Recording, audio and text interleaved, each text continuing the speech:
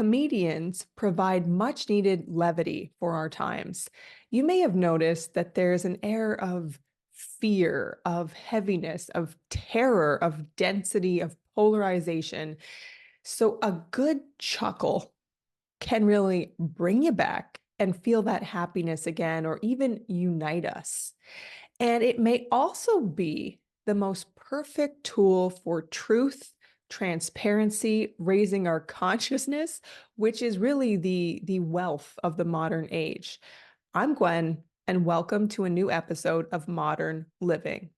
So, Katt Williams, widely known as a prolific comedian and actor, he recently joined Shannon Sharpe, a former NFL football player, on an episode of Club Shay Shay, his epic podcast. Now, I'm probably not the target audience of Club Shay Shay, though I could not stop watching. And really, the truth has no target audience. This interview I want to discuss today, it is 3 hours long. Katt was absolutely unleashed. He shared with an open heart, absolute freedom for whatever he wanted to say. Sounds like he said it. And the world responded. Within 2 weeks, the interview had over 50 million views. This is a 3 hour podcast we're talking about. And one of the comments I saw under the video was so funny. It said that Katt Williams is essentially single-handedly restoring our attention span with this interview. And it had like 60,000 likes. And as of right now, it's technically, quote, old news. It's been out for over a month, but it's still in my algorithm. New clips are coming in. And every time I watch it, it rings so true, or there's something about it that resonates. That's the word, that resonance with this interview that is so interesting. So why am I talking about this today? Well, I believe that comedians are awesome. They can be our great teachers and healers of our times. They're really way showers without being an official teacher saying this is the 3-step process to getting where you want to go. They're simply telling their truths and uplifting us with their stories and making us laugh. So I am obsessed with comedians right now. So do I know if what Katt shared is the truth? God, who knows, But what I have discovered is that through watching the interviews, there's some very powerful themes that come up. So this episode is not so much about like, oh, is what he said true or not, but what are the themes that have come up that are so inspiring to me?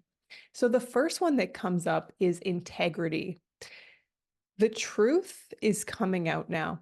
We're in the age of truth, the age of transparency, the age of integrity. If you know something is off, it probably is, and it will become exposed.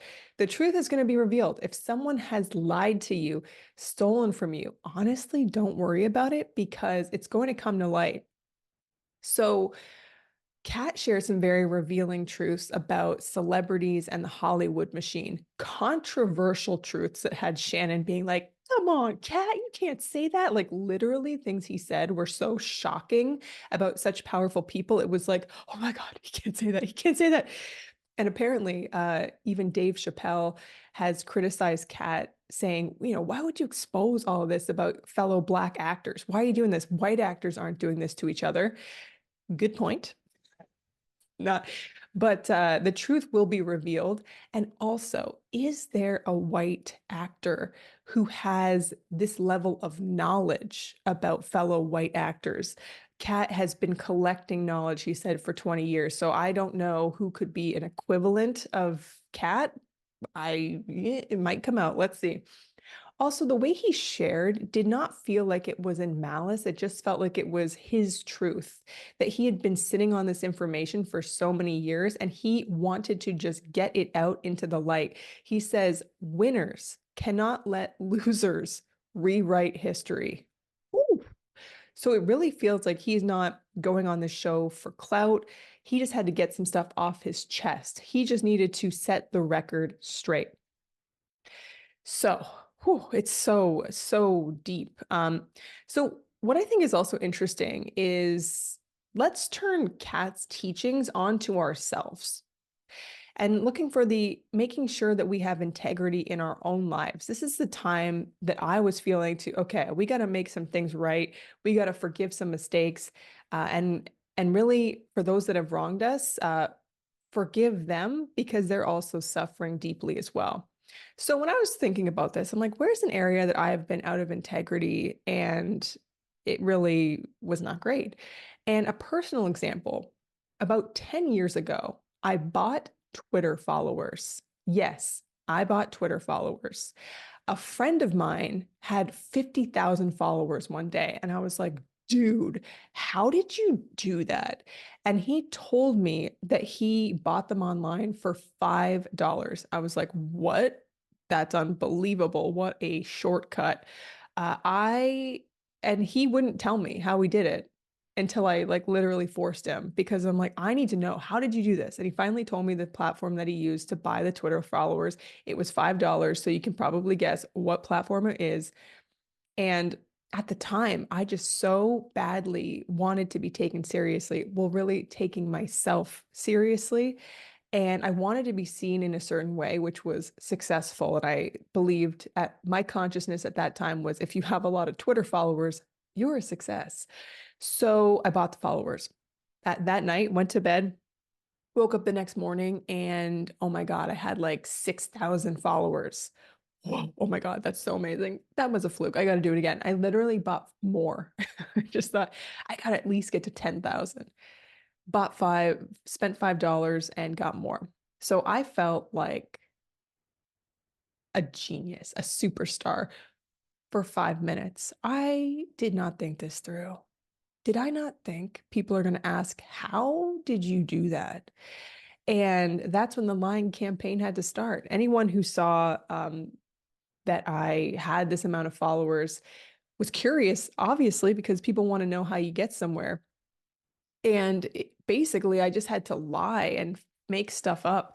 It didn't happen too many times, people asking, but when it did, I just had to make something up. Like one lie was Tony Robbins retweeted me. That was true. Tony Robbins retweeted like a quote that I had, and he had like 1 million followers. And I thought, oh, if he would retweet me, I would get more followers. Lie. Or I would say I was using strategies like the follow, unfollow, like, which is tiny bit true that I was cheating with following and unfollowing, but I just spun some tales that I'm sure were seen right through. But then we started to get to the age of transparency. So you could look up how people got followers and how their trajectory went. And I realized, okay, this is people will know. This can't be hidden any longer. So, but I didn't know how to get rid of all these followers now. Now I have all these fake followers. What do I do? So for a long time, I just abandoned the platform. I just thought, okay, I'm just going to not touch it, just leave it alone. And just kind of, oh my God, just the shame and horror I honestly felt, I can't even put into words. Even just thinking back on it now, I'm like, whoa, that felt awful. And I would like to take this moment to apologize to anyone who followed me on Twitter and looked at what I had, my followers, and thought, wow, like she's just amazing. I could never do that. Anyone who felt any type of way about when you saw my following, I apologize. So eventually, about 5 years later, I really wanted to get back into integrity. I needed to fix this the best that I could today. You can't go back and change the mistake. You can come clean. So what I did was I told a couple of my friends about it. I posted a blog post, which I later deleted because I was like, this is just, I don't like this just hanging out online. And here I am telling it again. See, it comes out. The truth will always come out. And then I paid for another service to help me delete all of the spam followers. So it just, as you can tell, as I'm saying it, it just feels heavy. And there's still a little bit of uh, me being hard on myself about this because I just think, oh, how could you do this? Why would you do this? But here's where we could all learn a little something. Whenever we do something like that, there's somewhere in there, an innocent motivation. There's an inner child that was seeking something, or just you were looking for something and you thought this could be the best possible way. Based on where I was at that point in time, I was renting out a solarium.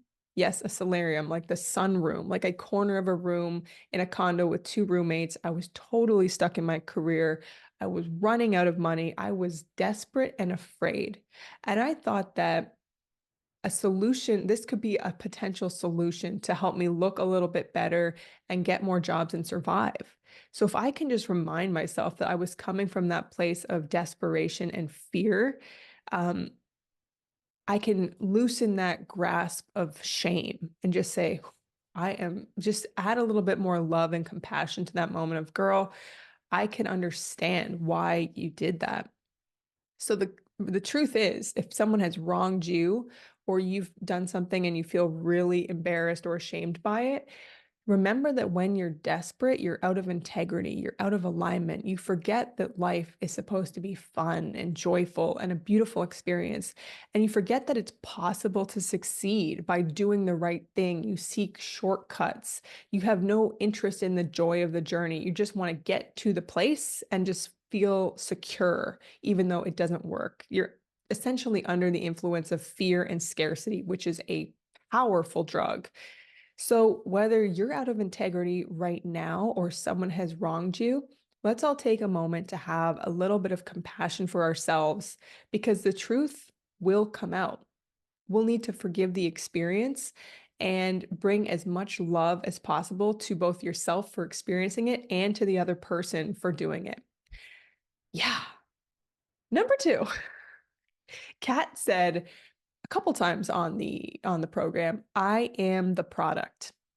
Katt speaks about being the product. What does that mean? It essentially means you are the real deal. You are the authentic, powerful person who has put in the work, who has got to that level where you are it.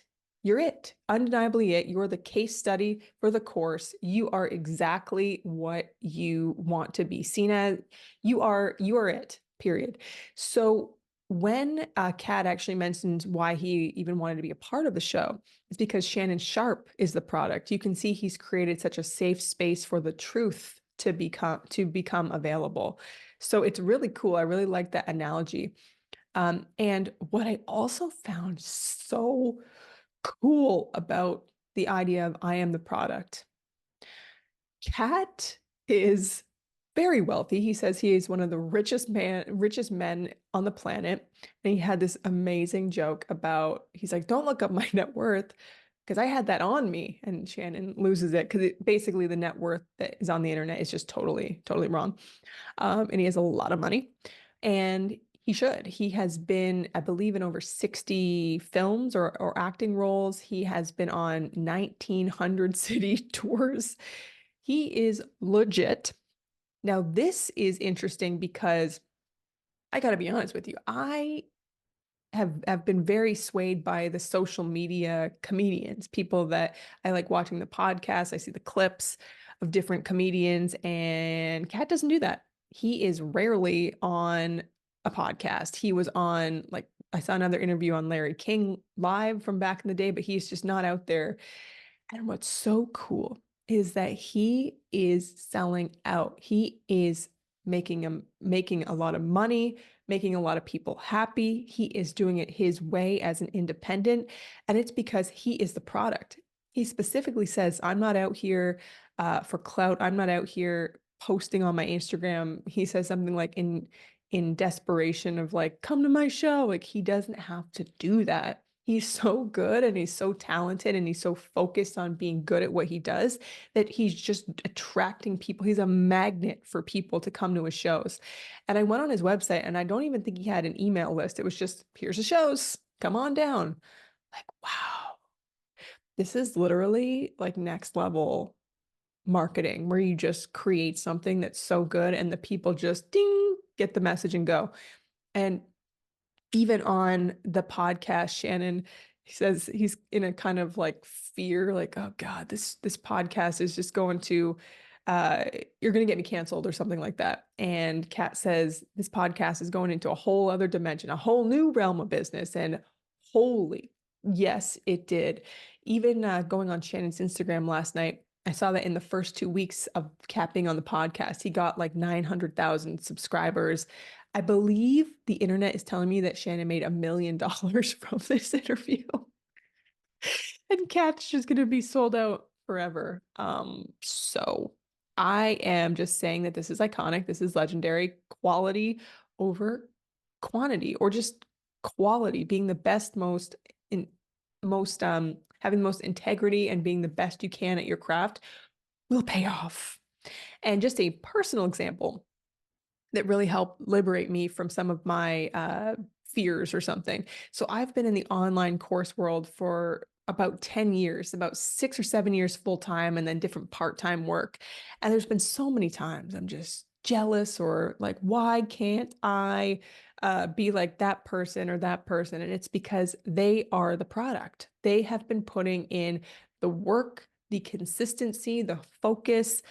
And lest I forget that I have been making courses for other people. I've made over 80 courses for other experts. For my own self, I believe I've made 4, and they could be better. They could always be getting better and better. So I just found that to be liberating, because it reminds you that it's humbling too. It's like, I am exactly where I am. I'm exactly where I'm supposed to be. And the more I become the product, the more successful I will be, and my dreams will come true. And well, they're coming true now. But what I mean by becoming the product for me is just teaching what's so in alignment for me. And this podcast is actually a part of that, which is being consistent and just having a platform to share what has been helping me to live a more awesome life. And number 3, Katt said he wants to be God's best friend. This struck me. Shannon, I believe, asked, what's the goal here? What's the focus? And Katt was not saying, oh, I want to be the world's best comedian. He said, I want to be God's best friend. And that struck me as egoless. It struck me as humbling. It struck me as he wants to become a person that he can be proud of, someone who is godlike, loving, unshakable in his faith, generous.